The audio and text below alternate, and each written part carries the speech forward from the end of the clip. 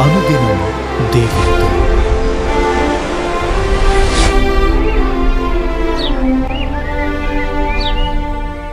Praise the Lord. అనుదినం దేవునితోనే కార్యక్రమం చూస్తున్న మీ అందరికీ మన ప్రభు అయిన రక్షకుడైన యేసుక్రీస్తు ఘనమైన నామంలో వందనాలు. ఉదయకాలం దేవుని వాక్యం చూసుకుందాం. సామెతల గ్రంథం 11వ అధ్యాయం 17వ వచనం.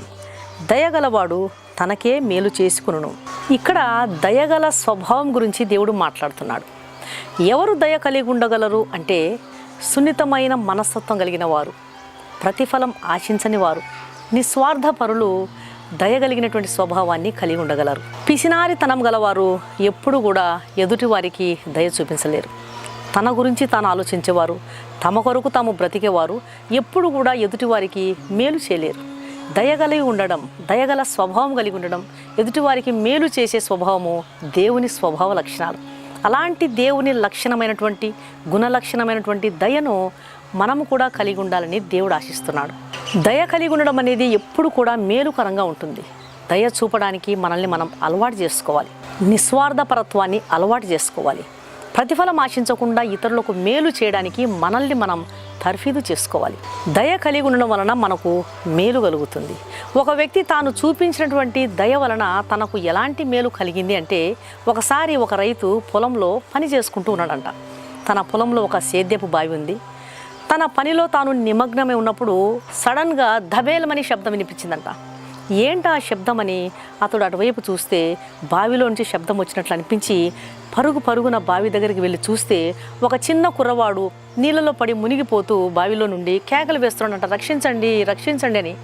ఒక్క క్షణం కూడా ఆలోచించకుండా తన పనిని పక్కన పెట్టేసి ఒక్క ఉదుటున బావిలోకి దూకి నీళ్ళలో మునిగిపోతున్నటువంటి ఆ చిన్న పిల్లవాడిని బయటికి తీసుకొచ్చినాడు.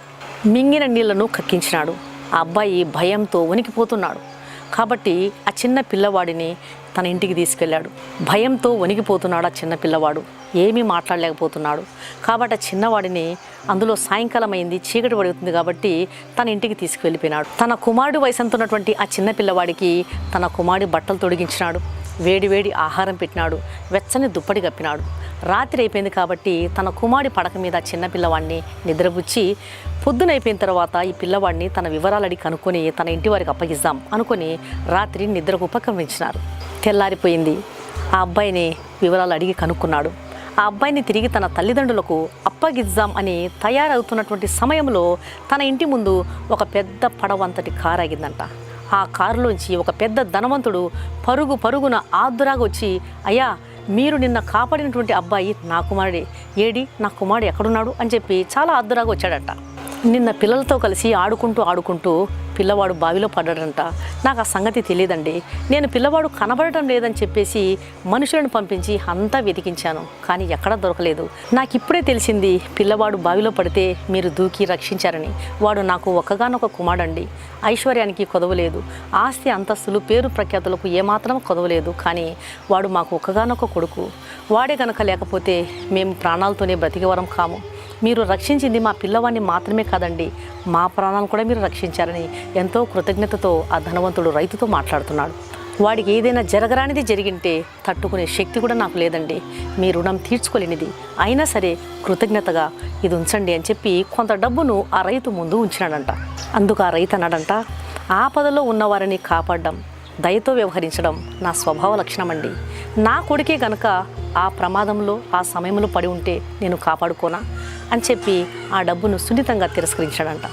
నా కొడుకే గనక ప్రమాదంలో ఉంటే నేను కాపాడుకోనా, నేను నా బాధ్యత కొద్దీ వ్యవహరించానండి, నేను ఈ డబ్బు తీసుకోనండి, దయచేసి సంతోషంగా మీ అబ్బాయిని తీసుకెళ్ళండి అన్నాడంట.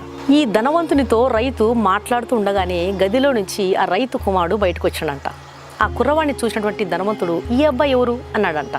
అందుకు ఆ రైతు, ఈ అబ్బాయి నా కొడుకండి, కొంతవరకు చదువుకున్నాడు, ఇంకా పై చదువులు చదివించేటువంటి స్తోమత నాకు లేక నేను నా చేతి కింద పెట్టుకొని పొలం పనులకు తీసుకుని వెళ్తున్నానని అని చెప్పి ఆ కుర్రవాడిని ధనవంతునికి పరిచయం చేశాడంట.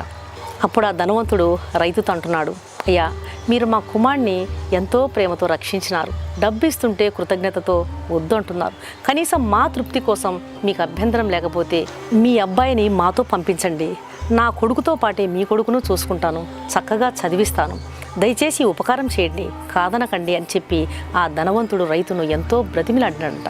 ఆ రైతు సరే అని చెప్పి తన కొడుకును ఆ ధనవంతునితో పాటు పంపించడంట. పిల్లలు పెరిగి పెద్దవాళ్ళు అయిపోయినారు, చక్కగా చదివి వృద్ధిలోకి వచ్చినారు. ఆ ధనవంతుని కొడుకు బాగా చదివి వృద్ధిలోకి వచ్చి బ్రిటన్ ప్రధాని అయిపోయినాడు. ఆ ధనవంతుని కుమారుడు ఎవరో కాదు, బ్రిటన్ ప్రధాని విన్స్టన్ చర్చిల్. ఈ విన్స్టన్ చర్చిల్ ప్రధానిగా ఉన్నప్పుడు ఒకసారి అతనికి విషజ్వరం సోకింది. ఎన్ని మందులు ఇచ్చినా కూడా అతను బాగు కాలేదు. కానీ ఒకే ఒక ఇంజెక్షన్తో ప్రాణాంతకమైనటువంటి ఆ జ్వరం నుంచి అతను బయటపడ్డాడు. ఆ ఇంజెక్షన్ పెన్సిలిన్. అది కనుక్కున్నది ఎవరో కాదు, ఆ రైతు బిడ్డే. ఒకసారి చిన్నవాడుగా విన్స్టన్ చర్చిల్ ఉన్నప్పుడు ఆ రైతు బావిలో నుండి రక్షించినాడు. పెద్దవాడై విన్స్టన్ చర్చిల్ దేశ ప్రధానిగా ఉన్నప్పుడు ఆ రైతు కుమారుడు అతని ప్రాణాంతకమైనటువంటి జ్వరం నుంచి తాను కనుక్కున్నటువంటి పెన్సిలిన్ ఇంజెక్షన్ ద్వారా అతన్ని రక్షించినాడు. దేవుని బిడ్డలారా, తండ్రిలో ఉన్నటువంటి దయగల స్వభావము అతని కుమారులోకి వచ్చింది. దయగల స్వభావం గలవాడు తనకే మేలు చేసుకున్నాను. ఆ రైతు కలిగి ఉన్నటువంటి దయగలిగినటువంటి స్వభావము తన కుమారుని జీవితంలో మేలుగా వస్తున్నాడు. ఆ ఇంజెక్షన్ పెన్సిలిన్. దాన్ని కనుక్కున్నటువంటి ప్రఖ్యాత శాస్త్రవేత్త ఎవరో కాదు, అలెగ్జాండర్ ఫ్లెమింగ్. అతను ఆ రైతు కుమారుడే. కాబట్టి దేవుని వాక్యం సెలవిస్తుంది, దయగలవాడు తనకే మేలు చేసుకును. అలాంటి దయగల స్వభావము ప్రభువు ఈ నూతన సంవత్సరం మనకందరికీ అనుగ్రహించునుగాక. కళ్ళు మూసుకోండి, ప్రార్థన చేస్తాను. పరిశుద్ధుడైన తండ్రి, ప్రేమగల నాయన, ఈ ఉదయకాలము మీరు ఇస్తున్నటువంటి చక్కని శ్రేష్టమైన వర్తమానాన్ని బట్టి నీకు వందనాలు ప్రభువా. దయగలవాడు తనకే మేలు చేసుకున్నాం. దయ కలిగి ఉండడం, ఆపదలో ఉన్న వారికి మేలు చేయడం నీ స్వభావ లక్షణాలు. ఆ లక్షణాలను నీ బిడ్డలుగా మేము కలిగి ఉండుటకు మాకు సాయం చేయనాయన. మేము చూపించే దయా దాక్షిణ్యాలు తిరిగి మాకు మేలుగా సంక్రమిస్తాయని తెలియజేస్తున్నారు ప్రభువా. నీకు వందనాలయ. దయతో వ్యవహరించుటకు మాకందరికీ సహాయం చేయండి. ఈ వాక్యం వింటున్న మీ ప్రియ బిడ్డలందరినీ దర్శించండి. ఎంతమంది అనారోగ్యంగా ఉన్నారో వారందరినీ స్వస్థపరచండి ప్రభువా. నేల మీద, నీటి మీద, ఆకాశ ప్రయాణాలు చేసే వారికి కాపాడండి. గర్భిణీ స్త్రీలకు సుఖ ప్రసవం దయచేయండి. ఎగ్జామ్స్ కొరకు ప్రిపేర్ అవుతున్నటువంటి ప్రతి బిడ్డను మీ జ్ఞానంతో నింపండి. దయతో నా ప్రార్థన ఆలకించమని యేసు నామమున అడిగి వేడుకుంటున్నాను తండ్రి, ఆమెన్. ఈ వాక్యం విన్నటువంటి ప్రియమైన దేవుని బిడ్డలారా, దయచేసి దేవుని వాక్యం అనేకులు విని మేలు పొందే విధంగా దేవుని వాక్యాన్ని షేర్ చేయండి. ఛానల్ను సబ్స్క్రైబ్ చేసుకోండి. మీ ప్రార్థన అవసరాలను కామెంట్ సెక్షన్లో తెలియజేసినట్లయితే మీ కొరకు తప్పకుండా ప్రార్థన చేస్తాం. ఈ వాక్యం విన్న మీలో ఇంకా రక్షణ పొందని వారు ఎవరైనా ఉన్నట్లయితే దయచేసి క్రీస్తు ప్రభువారికి మీ హృదయాన్ని ఇవ్వండి. ఆయన ఇచ్చే ఉచితమైన రక్షణను స్వీకరించండి. పాపులకు పరలోకంలో చోటు లేదు. పాపులను రక్షించుటకే క్రీస్తు యేసు ఈ లోకానికి వచ్చినాడు. యేసు రక్తం ప్రతి పాపం నుండి మనల్ని కడిగి శుద్ధీకరిస్తుంది. కాబట్టి ఆయన ఇచ్చే ఉచితమైన రక్షణను స్వీకరించండి. ఆయన రక్తంలో కడుగుబడితేనే ఒక పాపికి రక్షణ, నిరీక్షణ, పాప క్షమాపణ, నిత్య జీవం ఉంటుంది. దేవుని బిడ్డలారా, దేవుడిచ్చేటువంటి ఈ ఆహ్వానాన్ని తృణీకరించవద్దండి. ప్రభు మీ ఆత్మను రక్షించునుగాక. God bless you.